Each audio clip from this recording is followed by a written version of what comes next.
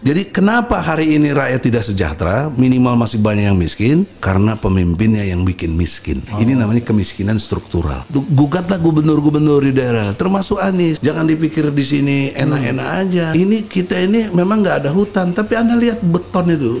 Itu kan hutan beton. Berapa investasi triliunan itu? Terus berapa kontek ke pajaknya? Mana hasilnya? Nah, kalau pakai surat Al-Anfal ayat 1 dan ayat 41 itu ada tentang gonima. Saya sudah ingatkan Anies dalam pengertian gonima. Di situ harus 20% buat rakyat miskin, buat di jalan Allah, buat Ibnu Sabil. Ada surat Al-Anfal. Nah, sekarang mana konsep 20% buat rakyat? Nggak ada, bagi-bagi ke sekitarnya itu aja.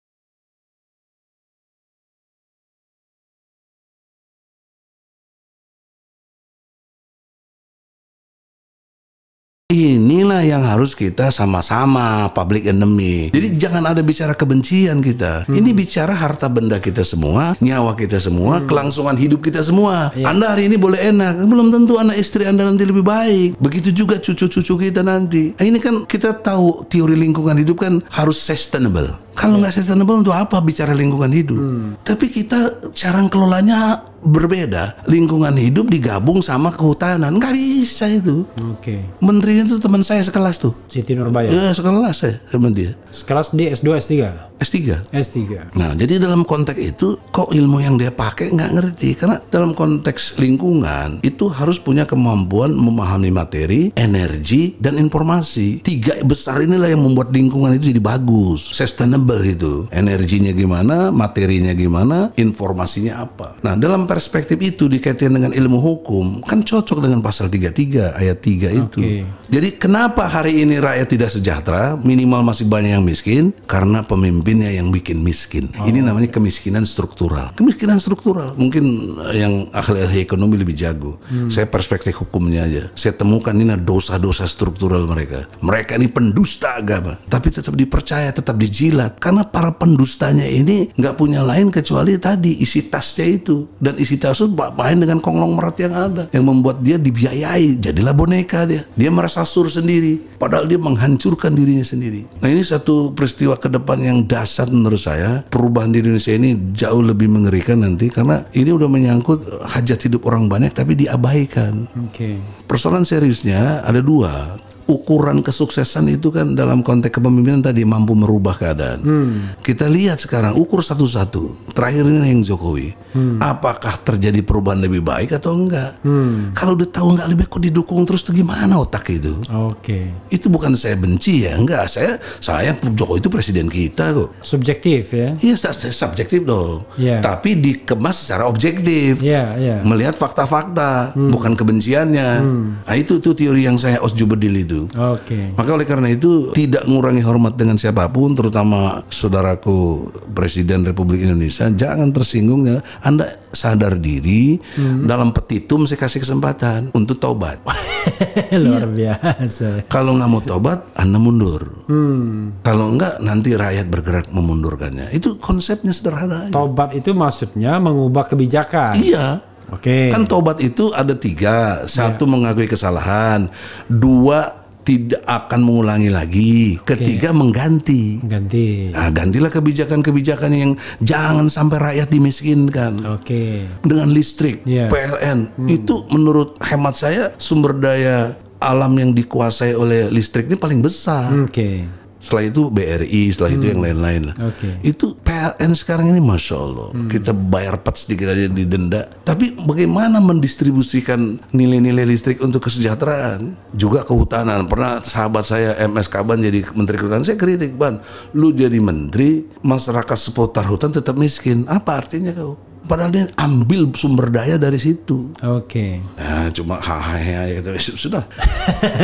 Itu sahabat saya ya. Artinya saya bisa ngomong gitu karena selama ini bersama terus. Tidak bermaksud destruktif tapi membangun. Nah, lihat ukur kebijakan para menteri yang ada. Kan yang dilihat dapat fee-nya seperti free apa ini juga apa namanya Freeport juga. Wah, kita kan tahu lah bagaimana fee-nya yang beredar waktu rekaman yang nggak boleh diperdengarkan yang di DPR tuh gimana tuh. Tapi ini udah di depan mata, nggak bisa berubah juga. Ya, juga ada tidak bermaksud ini ya, misalnya ada menteri yang menguasai semua hal, menteri semua urusan. Ini juga dibiarkan saja. Dan anehnya lagi kemarin penunjukan untuk memimpin PPKM ini nggak ada surat keputusan. Itu dari segi tata negara kan nggak dibenarkan begitu. Dan sudah digugat oleh pedagang angkringan itu. Nah, hal-hal begini bagus menurut saya digugat.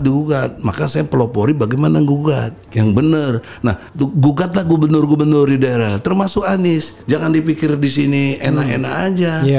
Ini kita ini memang nggak ada hutan, tapi Anda lihat beton itu. Soal rumah Anda ini luar biasa. Saya senang sekali. Banyak gedung-gedung tinggi itu. Kelihatan. Itu kan hutan beton. Berapa investasi triliunan itu? Terus berapa kontek kepajaknya? Mana hasilnya? Yang saya tahu ada kurang lebih 150 triliun APBD. Tapi mana konversinya buat rakyat Jakarta? Nggak nyampe dah 150 triliun APBD. 100 kurang. Iya, dengan segala hal-hal yang nggak terdeteksi kan banyak kita tahu lah. Nah, kalau pakai surat Al-Anfal ayat 1 dan ayat 41 itu ada tentang gonima. Saya sudah ingatkan Anies dalam pengertian gonima. Di situ harus 20% buat rakyat miskin, buat di jalan Allah, buat Ibnu Sabil. Ada surat Al-Anfal. Nah, sekarang mana konsep 20% buat rakyat? Enggak ada, bagi-bagi ke sekitarnya itu aja. Mungkin G. Salifah lebih tahu. Teman kita. Tapi maksud saya tidak mengugat, dia sahabat saya, bahkan adik lah dalam konteks HMI juga. Saya mengingatkan, kalau ini tidak dijalankan, Anda kena surat Al-Maun.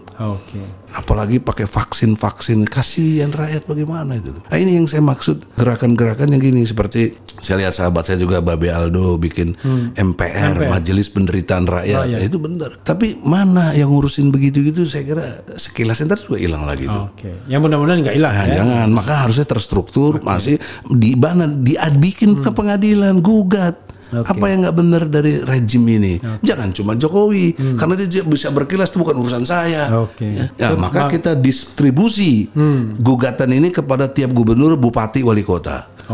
Jadi kesadaran hukum dengan sendirinya meningkat. Nah, ini satu konsep yang nggak dipikirin. Maka saya kalau punya kesempatan dan ada dana, saya pengen bikin klinik hukum. Klinik hukum di tiap-tiap daerah, berseberangan dengan polsek misalnya, atau berseberangan dengan puskesmas.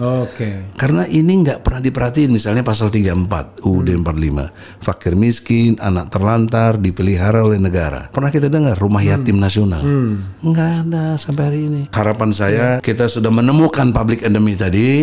Ya, orangnya siapa Anda pikirlah sendiri karena konsep saya sudah jelas. Ya. Kemudian yang keduanya. Dan Abang tidak tertarik bicara 2024? Enggak. Tertariknya adalah ASAP, as soon as possible. As soon as possible. Kalau tahun ini bisa bagus, tapi konstitusional. Jangan kita nggak konstitusional. Jangan anarkis. Jangan juga kita dialog begini juga dipersoalkan lagi nanti. Ini aspirasi. Nggak disetujui nggak apa-apa kan. Konstitusional. Itu pesan-pesan moralnya. Last word Bang kepada sobat RH sekalian. Sahabat RH Refli Harun yang dimuliakan Allah. Saya lebih senang itu karena kekayaan yang Anda dapat, prestasi yang Anda dapat dibawa dalam ketaatan. Nah, ini pesan moralnya saya kira saya menemukan teori Osjubedil ini lewat perenungan yang panjang ya, yang membuat kita betul-betul kalau bertindak secara usjubadil, semua masalah bisa diselesaikan, Bos. Saya bisa terangkan di situ ada skemanya juga. Oke. Nah, untuk itu tidak bermaksud promosi, ini adalah output untuk penyelesaian masalah. Ketika orang ditanya bagaimana nyelesain masalah, banyak yang nggak ngerti. Oke. Saya bisa jawab secara konsep maupun aplikasi. Ya, insya Allah tahun ini ada perubahan. La haula wala quwata illa billah. Amin ya rabbal alamin. Insya Allah. Allahu Akbar. Allahu Akbar. Presiden.